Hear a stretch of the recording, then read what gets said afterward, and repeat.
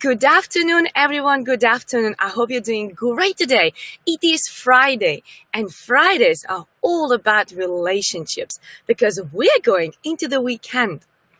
Today, I have somebody really, really interesting, exciting, and very high-level specialist with me.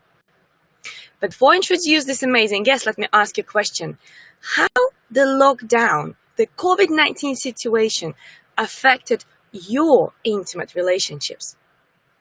Today, I have an amazing guest, Dr. Constantina Stamou. You see, I was practicing this pronouncing surname, Stamou, who actually is life and relationship certified strategic intervention coach.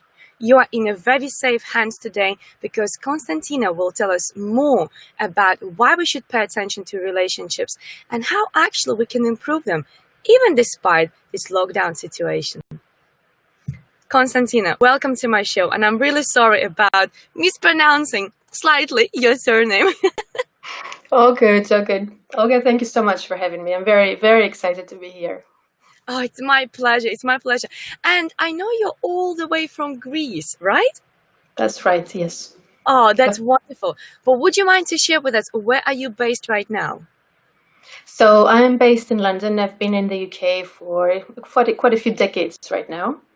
And I've been working as a life and relationship coach for the last 4 years. And I'm very much enjoying the profession and very much enjoying the fact that I can support people, especially in their intimate relationships. It's one of my passions. It's one of my areas I always want to help people reconnect and to bring them closer together. Oh, that is so exciting. And I'm so looking forward to learn from you today. And also everybody else will be joining us right now, maybe later. Please share with us, where are you based? You know, Constantina, sometimes we go so international as far as Kenya and Morocco. We had people from South Africa and Canada and USA. So I would love to see who is joining us today and where are you based. But before we move on, let me just show you the reason why I'm sitting in the car. I mean, lately people constantly see me in the car. But the reason I'm in the car is because I'm right here at this beautiful beach, which actually is a wonderful place to work from. And I cannot get enough of that, I'll be honest. So I like people to hear, I hope they can hear, the waves. And if you're not, at least we're gonna have some silence, and we can use this silence to bring more value to people. So Constantina, what do you think is the main reason why people got affected during this lockdown situation in terms of their intimate relationships? What's your opinion about that? I think there have been a couple of reasons, but maybe the biggest one has been probably stress. Suddenly we are faced with a very different new situation. Nobody has gone through a pandemic in the same way we've been asked to do, like we did. And so there's a lot of unknowns and there's a lot of uncertainty. It's something that is dangerous, that's out there, we cannot see it.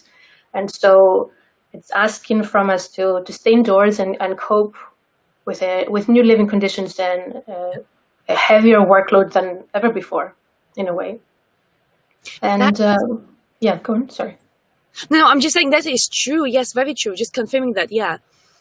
Yeah, and so generally people, humanity, we don't work very well under prolonged stress. And so it starts to affect us without also necessarily realizing that it's stress that it's doing the work. There is stress that is good and there is stress that is very productive. It helps us move forward and do things with our lives. And then there is stress that is overloading the nervous system, overloading the body, affecting the thought processes, affecting the interpretation of the situations around us and how we see life, and it affects our beliefs. And then slowly, without realizing, we start to experience the situation in a much heavier way, perhaps, than we would have had in any other circumstances. So yes, so I would probably, if I was to pick one, I would pick stress. That's interesting, because I think many people would say it's being in a lockdown between these four walls as a household, as a family together, So it's like close proximity. And I think because I'm just thinking what I heard so far from either my clients or on social media, also people refer to being too busy within the same space. So they have to work and they have to study and help children to study as well. And they have to do the household chores and everything else. So it's quite interesting how actually you refer to stress, because I guess as a result of all of that, it is actually stress. That's really interesting. Yeah, because imagine that you wake up in the morning, let's say you wake up at 7 a.m. and within seconds, if you're with a partner, you're not just off anymore, you are a partner, right? And then if you have children, how much time do you have to brush your teeth, have a shower, dress up, and go to your children, if you do it in that order, or, maybe the second thought of the day is your children. And so you rush into a role, the second role of the day pretty quickly. And then you help them to start their day. Maybe then you start your work, and work has its own demands. You're juggling priorities and responsibilities there. Then there's lunchtime potentially. You have your family to feed, or you have to coordinate homeschooling. There's a lot. And then you transition back to work. You transition back to being with the children, or even homeschooling there, if that's the better time for you. A little bit of time with your partner, and then you sleep. Maybe you had a bit of time during the day, towards the end, to brush your teeth.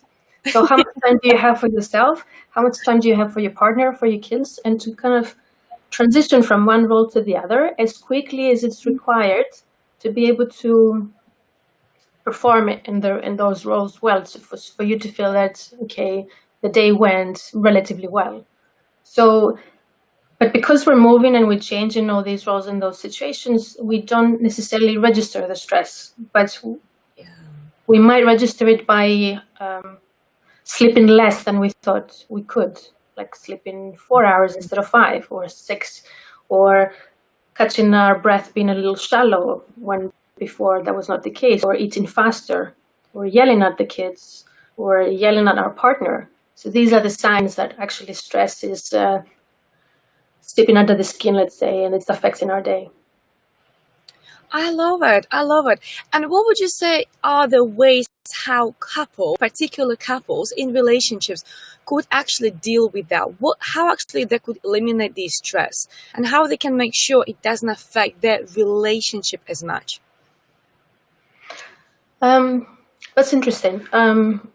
Maybe eliminating it completely right now, it might not really be very easy to do, because if you think how things sort of happened, so we've got the announcement that the pandemic has started, and we are in lockdown, let's say within 2 weeks, and so we have those 3 months, I don't know, maybe it's 4 months now, that we entered the cocoon where we are running and spinning on the wheel, right? But now as the lockdown is changing, things are easing, there's a new cocoon that is in a way being created, but it doesn't look like it. We have to get out of the bubble and run in a different way, because we have to reestablish businesses, we have to reestablish routines, we have to stay alert, as we are asked to stay alert, and manage social interactions in a still stressful way. So it hasn't really changed as much. It has just mutated a little bit.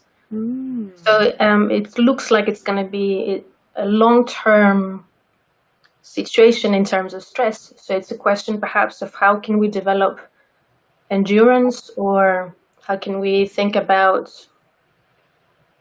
making it easier for ourselves, because it's a long process. And even after the pandemic, let's say the pandemic, if that was ever possible, let's say the pandemic finishes in January. Yeah. But if you think of, I don't know if you ever had this experience, I certainly had, like imagine you've gone through, let's say, a very intense month, and then everything is resolved and you relax. And that's when you catch a cold. Yeah. Or that's when you get the flu, or you feel very tired or very exhausted. So right now we're running. Right now we're really, really deep into it. So maybe we're not noticing it as much. Once things settle completely, we will definitely, I believe, at least, we will definitely see extra effects of it. So how to go back a little bit to your question, how to manage it, perhaps one of the thoughts that could be very helpful is to realize that stress is leading the way quite a lot right now. And so what could I do to help my nervous system calm down? Mm-hmm. And there are some very easy things that a person could do. We don't have to do very complicated things. The easiest and most accessible thing we have is actually our breath. And you might have heard of this before. Any practices or any exercises or any moments we have to allow ourselves to slow down a little bit. And the first way to do this is to really just take a moment and slow our breath down. Mm-hmm. We do this enough. We do this, let's say, for 10 minutes, if it's possible to find 10 minutes. If you do it for 15 minutes and you immediately notice a difference, the body has settled a little bit. We can breathe easier, the mind is a bit clearer, we've rejuvenated, we kind of filled in our batteries, and so we can carry on with the day a little easier. So compounding that, doing as much of that as possible during this time is essential. If there was ever a time to relax the body, it's now, absolutely now. I love that. And you're so true, because when we just ease the breath and we just relax the breath and we just allow everything to flow. I have some visitors here. This is when actually we relax the shoulders, the flow to come through. We just allow everything just to go through us. And if we don't, we still tense, and then we might snap easier because we don't allow the energy flow through us. I like that. I really like that. Really good way how to actually try to at least not to control it, but somehow settle that. Really good tip. We actually have people from here and from Egypt and from Turkey and from, I think it is Mali, because it is in French, I think, Bonjour de Bamako au Mali. I never learned French, no clue what it means, but I guess Mali. That's amazing to hear. That's wonderful. So who is joining us right now, maybe you join us a bit later. I have a master when it comes to relationships, Dr. Constantina Stamou, who is all the way originally from Greece, but right now she lives in London. Discuss today how relationships were affected by COVID-19 and what's important. Let's start with actually just practicing our breath. Let's calm ourselves down by breathing, by relaxing, so actually we don't have to snap at our partners, at our children, which will always lead to even more arguments, right? Oh, we also have people from Morocco. Yes, we again have Moroccans. I'm so excited about Morocco because my birthday was supposed to be in Morocco in April and it didn't happen. So every time I see Morocco, I'm like, I wish I could be there. And actually, we'll also have people from. That's great. Really great to have so many people. And also we have this congratulations from World Association for Small and Medium Enterprises, WASMA, Bangladesh. Well, thank you so much. That's very nice. We actually over you today, Constantina. How amazing is that? Because the message we are sharing today actually is covering the entire world. It's a globally important message because so many couples, families were affected by this. But I love what you mentioned about not controlling, but actually settling down the way how we feel and our anger by controlling our breath. But what do you think we also could do to shift things, to change things at the current situation and also going forward? Because as I mentioned earlier, we might finish our pandemic situation only in January. So what people could do going forward to make sure they don't end up getting divorced in January? So, all right. So that's brilliant. It is a little bit like you said. So it is in a way, it is controlling the stress and it's settling the body. So there are many ways of seeing that, and absolutely how it feels better for a person to think about looking after their nervous system. It would absolutely be very beneficial to them. But going forward, it's really important to keep in mind that this, even though it's a long kind of process and situation we're going through, it's still a temporary one. We will not be forever in lockdown, or we will not be forever with plastic visitors. We will not be forever social distance. And it might be some time until we figure things out, how perhaps there is a vaccine. And I know there are people out there who don't want vaccines, but let's not go there. But, it is indeed a temporary situation. So thinking about afterwards, how would I want to have my life afterwards? What would I want for my relationship after the pandemic? Do I still want to be experiencing the stress? If right now, for instance, I'm arguing with my children or with my partner so much, is this what I really want? Is this what I hoped for when I entered the relationship? And if that's not what you want, then what is it? Deciding, first of all, what it is that you want to have will help you pave the way, and then looking for ways to go there. So thinking of the bigger picture, thinking of the aerial view, and having that as a goal for the days ahead. When it's very interesting. I was actually thinking of that as I was kind of thinking of the session of the live show today. One of the first things that came to mind for me when the pandemic started was a story I read quite a few years ago, so don't remember all the details, but it had to do with a group of soldiers who were captured during the Second World War, and they were put in a concentration camp. So I think they were sort of political prisoners, or I'm kind of making up the terms now, but the idea was that they were put, even though they were in the concentration camp, they were put in a separate lodging, let's say, separate build, kind of hut. But after the World War finished, and I think it was within a year of that event, they were the only survivors of that camp. Oh, wow. When they were asked why that happened, is because the leader of the group, he attributed to the fact that they had a routine. And so that meant that they would wake up every morning, shave, brush teeth, brush their hair, dress up, do their beds, exercise, clean the environment, clean their guns, etc., and do everything that was necessary to keep their routine.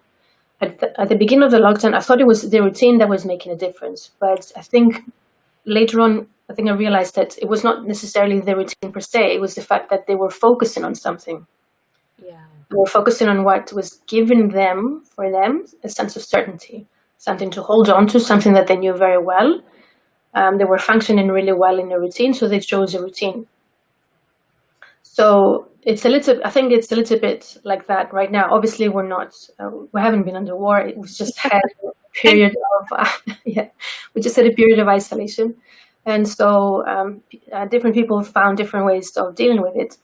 But having a thought that will carry us through past the pandemic, a goal for past the pandemic, something we want to be aspiring towards, something to have the experience for after the pandemic, it gives us, or it should give us, enough of fuel to move through it and to do what's necessary, so we are in a position to manifest the goal at the end of the pandemic.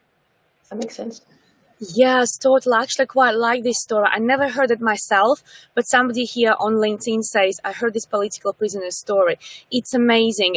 If there's any chance, if somebody else heard that story, could you please place the link if you have maybe that, so maybe others also can read about, because I think it's a really great example.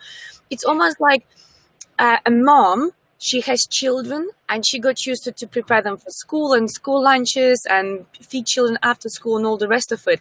So she has the reason to be there. And once children leave the household for university or colleges, they usually fall into depression, because the main reason why they were getting out of bed, why they were every day prepared and ready to drive kids to school and everything else, the reason is gone. Right? Or when lifelong partners, when they spend lifelong together, one of the partners dies, why the other partner also dies very soon?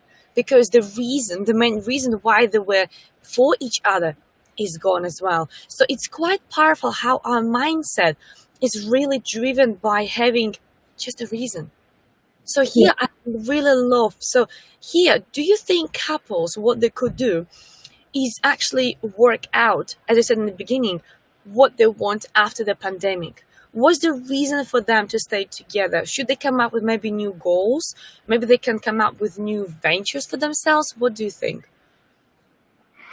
Lovely. That's interesting. Each couple is different. So whatever works for one couple will not necessarily work for another, or even what works for a couple this week might not work for the same couple another week. I attended a seminar, and this is not my saying.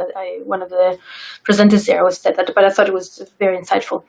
So with that in mind, let's put it this way. A lot of us in a relationship, we're thinking long-term goals. We're thinking of material goals. So we're thinking, let's get money together to decide to buy a car or to buy our next house that will fit the whole family, or just arrange this huge holiday that we've been dreaming. And these are valid and important goals.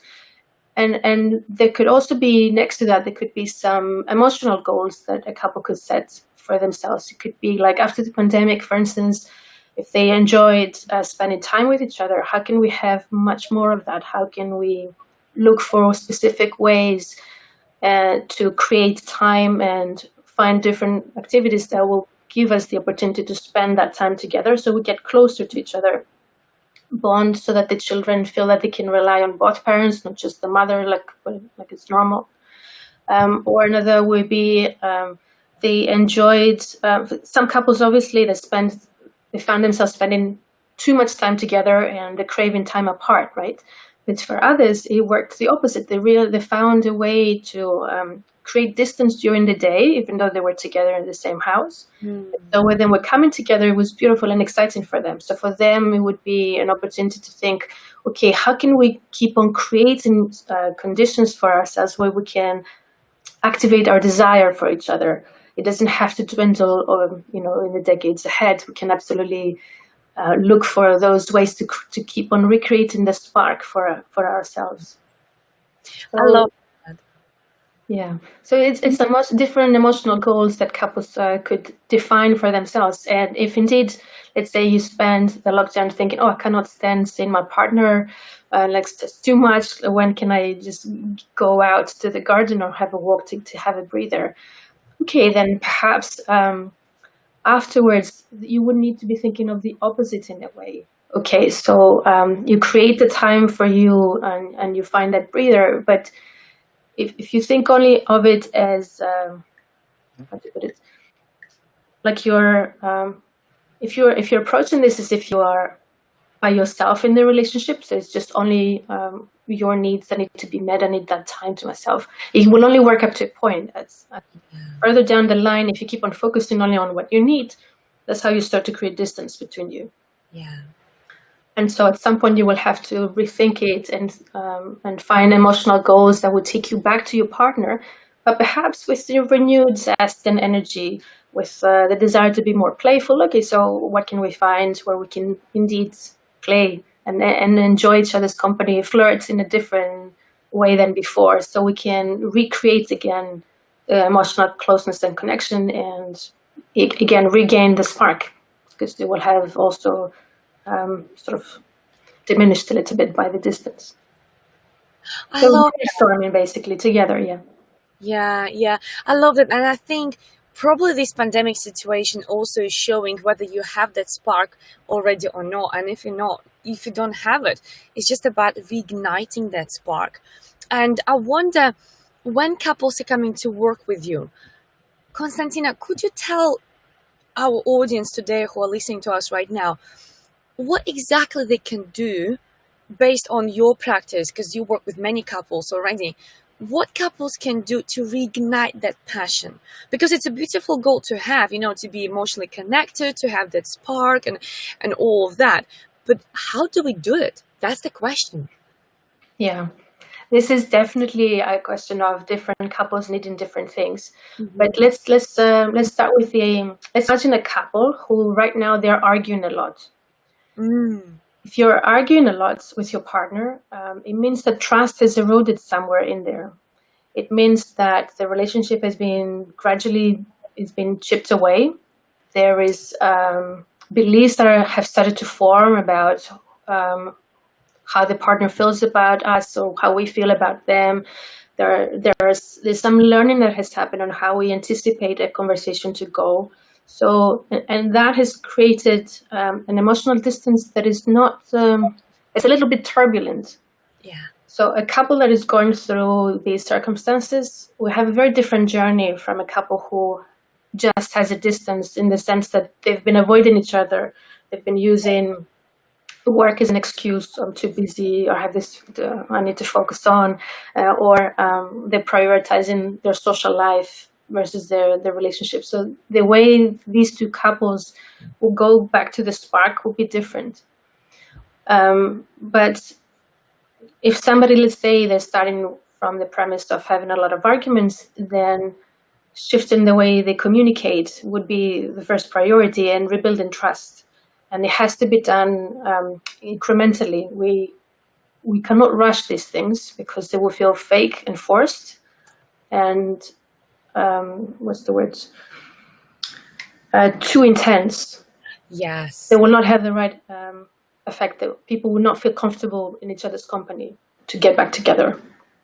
And similarly, if somebody has been focusing on work or been focusing on their social life, and they have this distance where they kind of cross each other in the house, and they have to do that for just enough, but not to spend too much time together. And then the pandemic showed them that, actually, we don't know how to talk to each other anymore. Like, this is awkward. How do we deal with that? So, yeah. So for these couples, the journey is different. So you will have to take still small steps, because each partner has to be in a position to feel, okay, my partner has made a move to come closer. Can I trust this? Can I believe in this? But it doesn't require the same kind of. It requires a little bit lighter work than the work that has to do with dealing with arguments and communication issues. It's more about interpreting the offer of the partner is making, and getting comfortable believing it, and offering your side of it. So gradually both people can start to come closer and closer together. But again, if we cannot rush these things, it's like with anything good, you have to take your time. So each person is able to feel their bodies and themselves in the dance, I guess, and to eventually willingly and comfortably come together and feel, oh yes, I found you again. I'm so happy. I like that. And I really love the fact that you refer to a dance. There is a phrase, it takes two to tango. And also here, I really doubt, and in fact, nobody ever who came to me to work, just one person out of a couple, ever made any progress in relationships. They made progress on themselves, and they made progress on understanding their partner, but very rarely there was a huge impact on relationship because just one person came. It's always about two people. It's always about that, as you said, beautiful dance between two people when the two of them want to work and improve their relationships. I love that. Thank you so much for sharing. That's really, really powerful. I wonder who is watching us right now. What is your relationship like during this pandemic situation? Do you think about getting divorced? Well, maybe don't comment about this here, right? Or maybe your relationship is improving. And please let us know what beautiful things you were doing as a couple together with your beloved one. What new activities you start doing. Let's just inspire each other, because it's wonderful to help each other here. And by the way, Constantine, you'll be pleased to hear that Amir, he found the link about that story. So that link is already in the comments below, so everybody can check that link. And Amir, thank you so very much for looking for the link for us. Really, really appreciate that. And actually, Amir has a question. Constantina, would you be open to a question? Yeah, of course, absolutely. So what about couples living a bit far from each other? Oh, that's a good one. How should they balance their work life and personal life? That's really a good question. What do you think about this, Constantina? So I just need to understand a little bit more. Do they live in the same city, or is it in different countries? And is it past the lockdown or during lockdown? What's the situation where? That's interesting. How are they thinking it? Yeah. Yeah, I'm sure that Amir will tell us more details about this. Right now, he's saying, no, I'm not taking divorce. That's good. We don't want people to divorce. We want people to work on their relationships. Yes. Yeah. But Amir, could you please give us more details? Do you mean during right now or post-lockdown? And also, could you clarify how far are you? Are you within the same city or within different countries? And before we have your example, I'll bring you another example. So that's a friend of mine, actually. And her husband usually works away for 3 months. And then he comes back for some time. And then he goes away for 3 months again. And she says, usually we have, nice balance because she's not kind of person who needs him 24/7. So she says, that works for us. But right now, he was away because of lockdown. This is, I think, month number 7. And she said that she really finds it difficult because they have been closed, obviously, for a long time. Yes, of course, they still use technology. They use WhatsApp and they use Zoom. It helps. But she says, I need that physical touch. I miss those cuddles. I miss him being present next to me. And it's quite interesting how probably many couples actually end up in this situation. But actually, Amir sent us more details here. So the same country, but different cities. Okay, so you're in a relationship where the two people are in different cities, but within the same country. And he's clarifying that it's within right now during the lockdown and also seems post-COVID-19 situation. So it's pretty much from now till for a long time, really. Okay, so it's a little bit like it is a long distance relationship, and so with long distance relationships, it's a lot to do with how much committed both people are to keeping the communication vibrant and alive. What does that mean? So it means how can we bring variety into the time of day, into the conversations. Let's start there actually first. So how can we bring variety into the conversations? Because at some point you might feel that I've exhausted all subjects. But is that true? We live in a world that there is a vast amount of information and knowledge and topics to discuss. So is there any way to draw from a new topic that you have not really discussed before and find an interesting and positive angle that both of you could engage with? So that could be one way to do it. The other way is, of course, with I think social distancing for people for couples that obviously, even if it's different households, it has eradicated. So potentially you're still meeting, maybe just not very regularly. So you still have the physical touch and the physical contact. So, but it's also a great opportunity to think of ways of making it beautiful and different every time, even if it's just a little bit. It doesn't have to be, we don't have to go crazy over this. It can just be a tiny adjustment to make the experience feel a little bit different. Another thing, and one more thing that somebody could do is to think about, kind of really take the time and ask each other the true thoughts and feelings and the experience of the lockdown, because as we are experiencing it and we are swimming into it and we're so busy with everything, we're not really processing it very well because we don't have the time.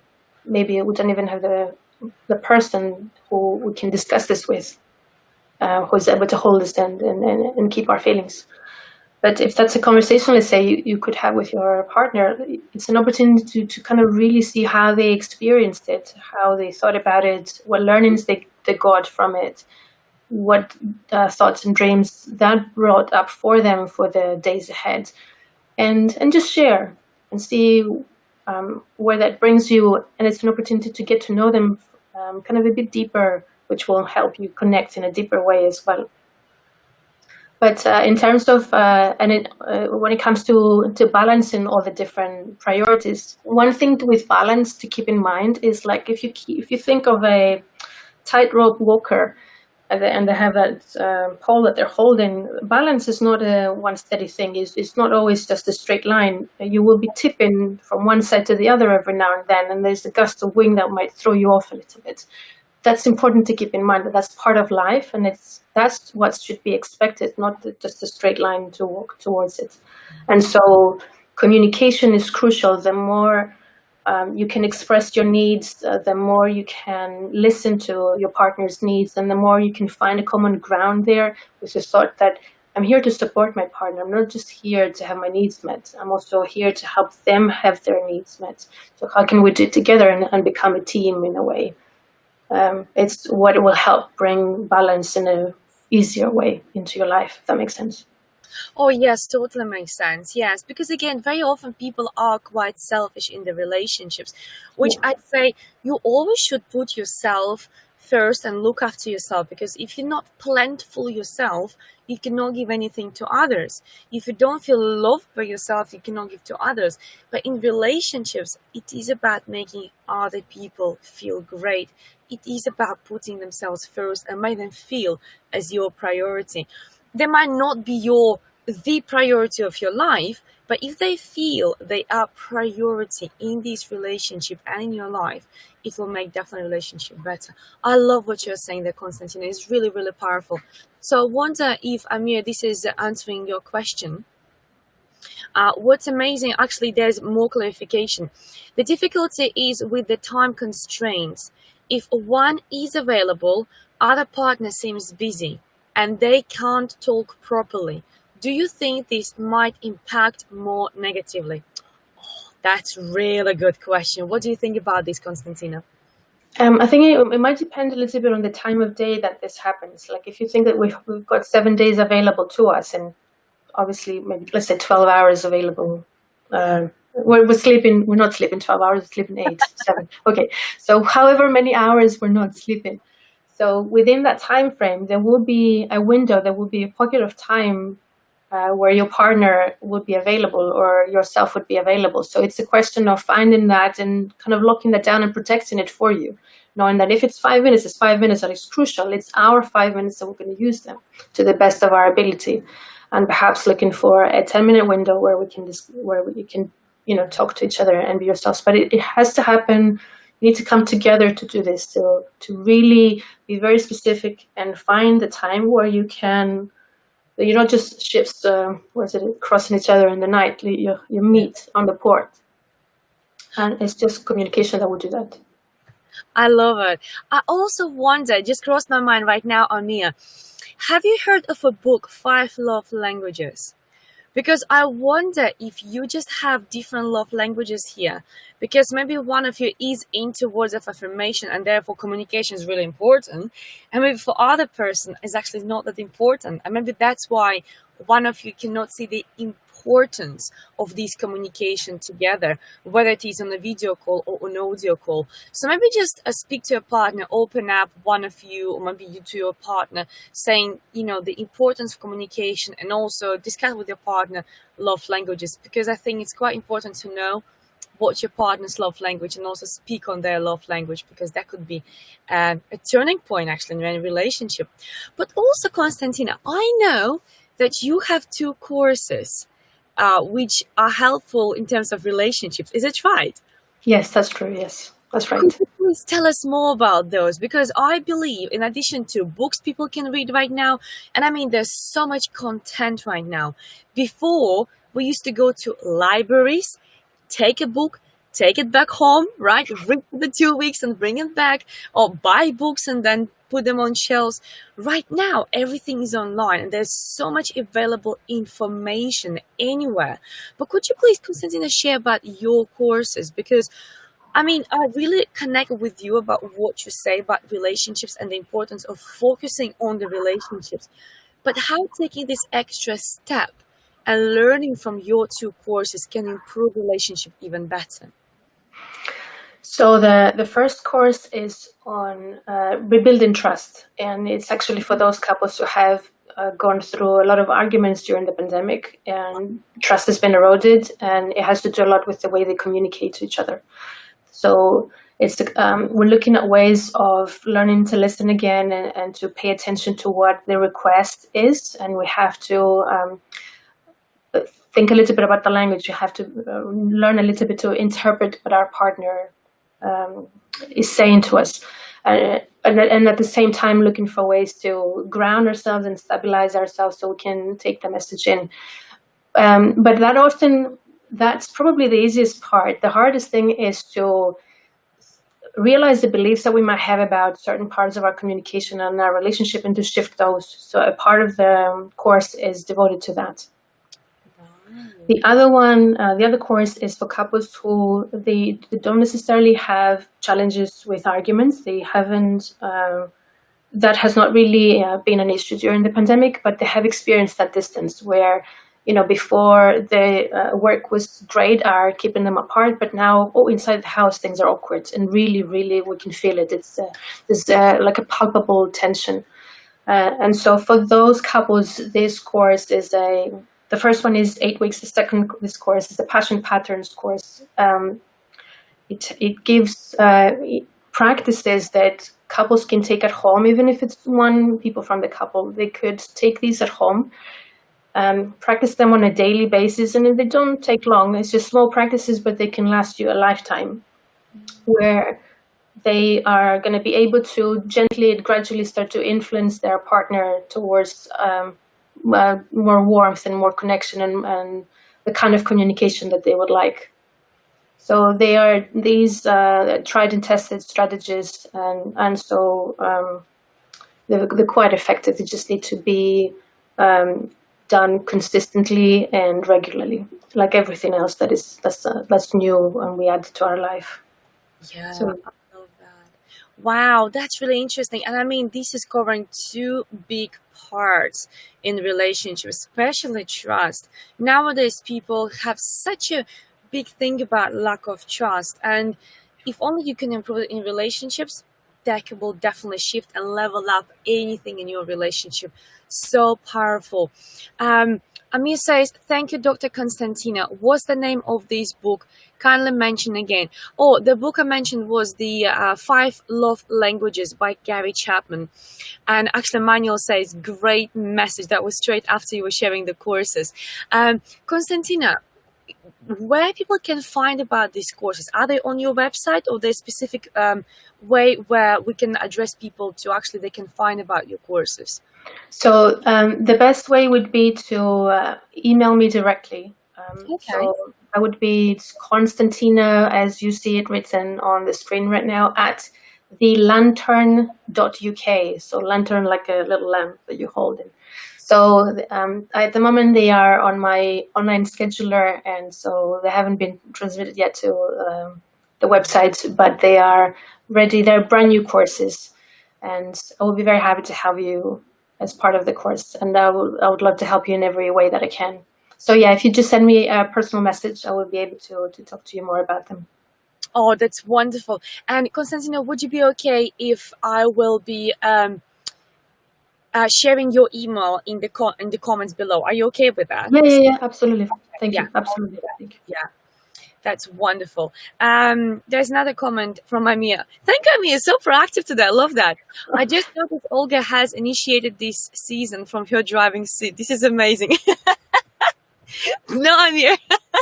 It's not that I will be doing this forever. It's just because right now I'm currently away.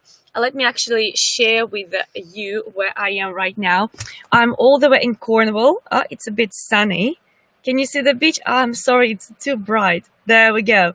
And the reason why I'm in the car, because where I stay, which is right by the beach, not here, but on the other side, and there's really poor internet connection, unfortunately. So I came all the way here, where yesterday I had really good signal, and I thought, I will be here again. To be honest, I don't complain. I like being here. So I think maybe actually I should move all the way here. But actually we also have a comment here on Facebook. Let me just go onto Facebook, because I don't see all comments on that screen. For some reason the comment is gone now. Right, probably because I didn't check it straight away. So yeah, but anyways, it's quite amazing how much value you were able to share with us today, Constantina, within literally, like, oh my God, it's already 45 minutes. I didn't even notice. So good. I learned with you so quickly because you were sharing so much value today. Thank you so much. Really appreciate it. People really love that. They say, I'm old. Big ups. Thank you so very much, Constantina. It was amazing to learn from you. And I really, really admire you for having these courses available now to people, especially during this pandemic situation. This is a fabulous support to all couples out there, to all people who actually right now are in relationships and they either want to improve their relationships or maybe really need to fix it. Because let's hope there'll be no divorce rate hype after this situation. But yeah, you never know really. But thank you so much for sharing this.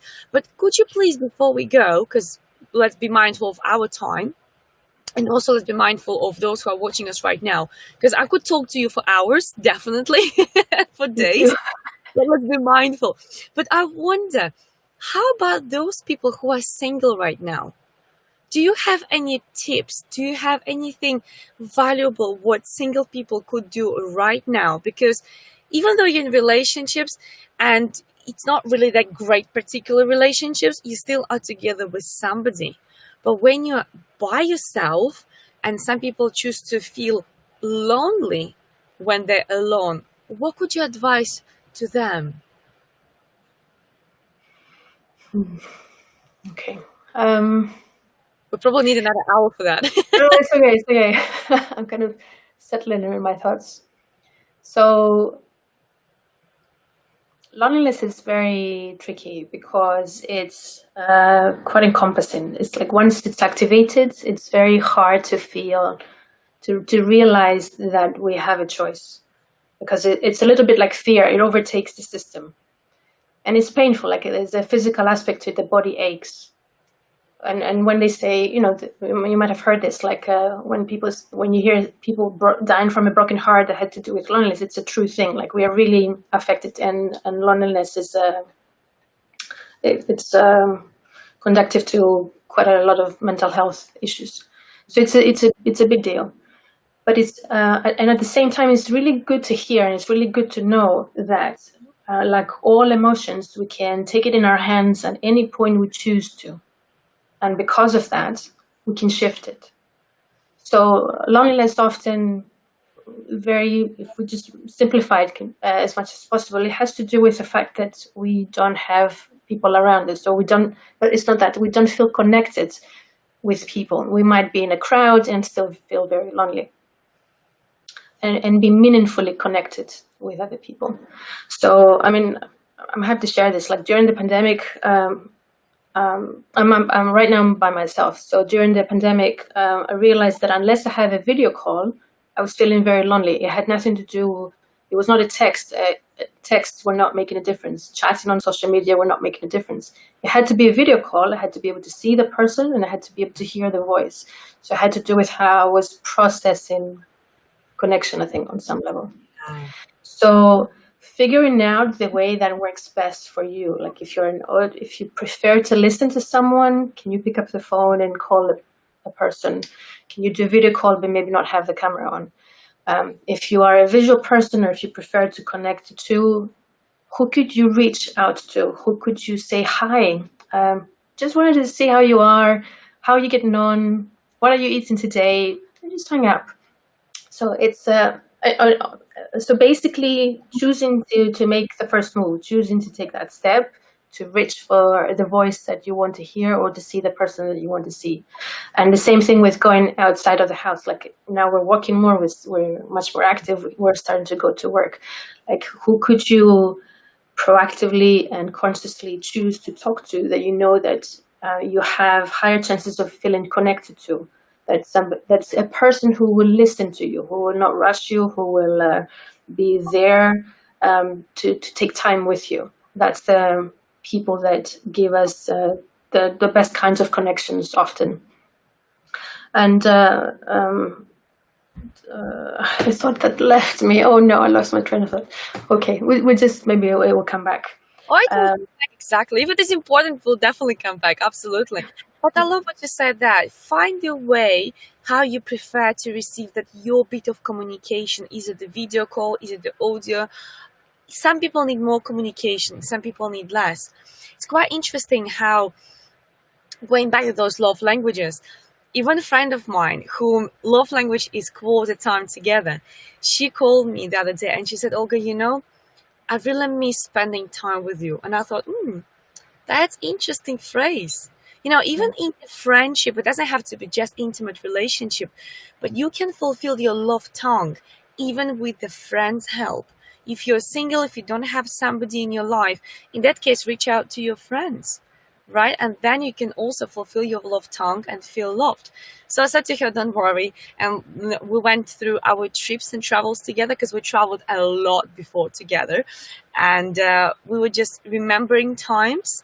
And that was my way somehow contributing to spending time together, but without spending time. Does it make sense? So even though we were not next to each other, we still spoke about memories where we both could relate to. So she felt so much better after the conversation.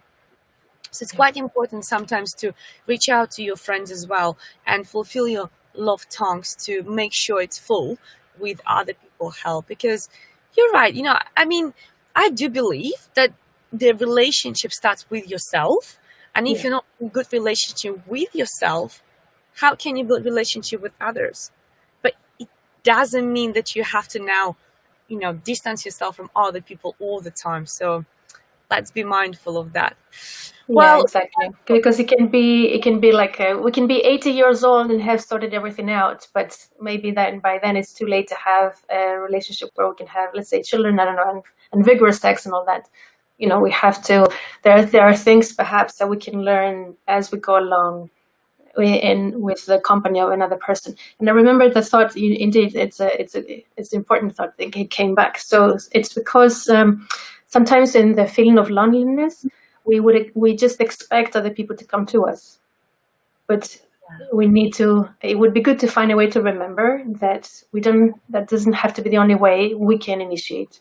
So we can find that, reach out and connect. We can reach out and then we can connect with anybody. It's just like anything, right? You have to reach out to get anything in life. So the same here, or in terms of getting your feeling or emotion which you want to get, just reach out to people and you will receive. As they say, ask and you shall receive. Very true. Wonderful. So, Constantina, would you like to share with us how people could get in touch with you apart of email, which I will definitely make sure I will post below the video? Is there any other way how people can find out more about you and reach out to you? So I am on all social media channels, I think, or not all of them, but most of the big ones. So I am on. You can find me on Facebook as Stamou Coach. That's my business page. I am on LinkedIn as Dr Constantina Stamou, relationships coach. Instagram, it's thelantern.online. I recently joined Twitter, so there's not much there, but at some point I will be there. I think it's also Stamou Coach. And my website is www.thelantern.uk. That's wonderful. And I'll make sure I will put all these links to your profiles below the video as well, so people can reach out to you, because what you were sharing today was extremely valuable and definitely is very, very helpful. So everybody who was watching us today, if you know any other couple who you think will benefit from Dr. Constantina's advice today, please make sure you share with them, because I'm sure together, as we combine our efforts, we can make this world a better place. So let's share the value with others and let's make sure that they get educated as well. But thank you so much, Constantina, for your valuable time today. I'm really grateful and thankful for you joining me today. Thank you very much. Thank you for having me, Olga. Thank you so much for this. Thank you. It was my pleasure. And everybody else who was joining us, whether it was Facebook, YouTube, or LinkedIn, thank you so much for being with us. Let me spoil you with the beautiful view once more, because you've been so good and you were participating and you were posting questions and comments. So check that out. If you haven't been to Cornwall, I'm not sure how to hold this camera. If you haven't been to Cornwall yet, you definitely must visit, because it is absolutely stunning place. Right now, the tide is really down, so you can see quite a lot of sand. But literally, as I was walking before, and also yesterday, there was no sand at all. That was all covered in water. But the tide is going down only now. So you're more than welcome to visit these beautiful beaches of Cornwall. It's an amazing place. But also don't forget to share this valuable video today with your friends, with those who you love, because I'm sure apart from beautiful view, they will really enjoy the value we have shared with them today. So thank you very much. Thank you very much, everybody. Have a beautiful weekend. Make sure you enjoy it. Take care, everyone. Bye-bye.